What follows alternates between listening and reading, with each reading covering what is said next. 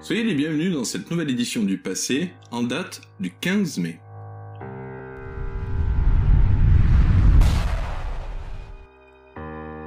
Le 15 mai 1988 marque le début du retrait des troupes soviétiques d'Afghanistan qui s'achèvera quelques mois plus tard. Ce conflit qui durera près de 9 années est lourd de conséquences pour les soviétiques. Outre le coût humain de l'opération, la perte de prestige de l'armée rouge, c'est économiquement que l'URSS est le plus touché. Le coût de cette opération militaire va en effet entraîner l'effondrement de l'Union soviétique.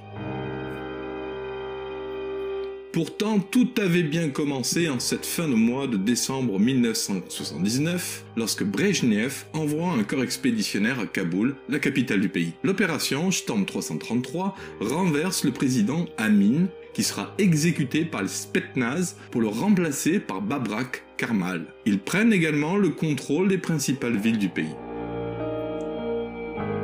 Cependant, la résistance menée par les Moudjahidines se met rapidement en place. Ils sont aidés par les Américains qui veulent infliger aux Russes un nouveau Vietnam. Pour ce faire, ils auront recours à l'acheminement de matériel de haute technologie et au financement de groupes radicaux, comme ceux de Ben Laden. La situation commence à échapper au contrôle des soviétiques et ils se retrouvent pratiquement seuls à lutter. En effet, plus de la moitié des soldats de l'armée afghane ont déserté avec armes et bagages pour rejoindre la résistance. L'augmentation des effectifs russes et l'intensification des bombardements ne changent rien à la situation. Pire, plus les Russes utiliseront des moyens extrêmes, plus ils fédéreront la résistance contre eux.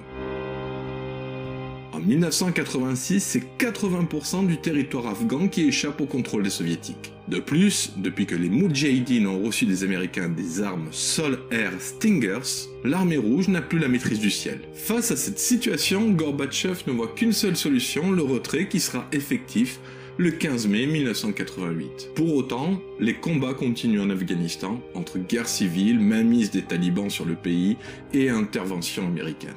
30 ans après, les Afghans ne connaissent toujours pas la paix. Les autres événements du 15 mai.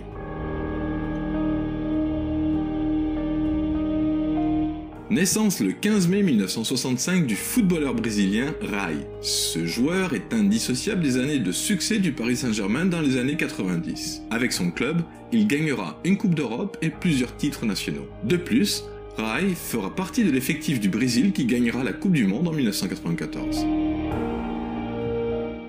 Mireille Darc, née Mireille Aigros, voit le jour le 15 mai 1938 à Toulon. C'est une actrice et réalisatrice française. Elle fut considérée comme la plus belle femme de l'Hexagone. Ellen Church est la première hôtesse de l'air de l'histoire de l'aviation. Elle embarqua le 15 mai 1930 sur le vol entre San Francisco et Chicago. L'essai fut concluant et au bout de 3 mois, la compagnie aérienne embauchera 20 nouvelles hôtesses. La présence de femmes était censée rassurer les passagers. Et enfin, Michel Audiard est né à Paris le 15 mai 1920. C'est un dialoguiste, scénariste et réalisateur français de cinéma. Il fut le meilleur de sa génération. Ses citations ou répliques de films sont parmi les plus célèbres du cinéma français.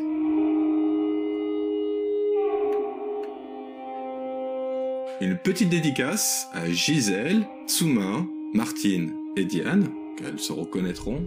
Alors cette vidéo vous est dédiée et je vous remercie pour votre fidélité.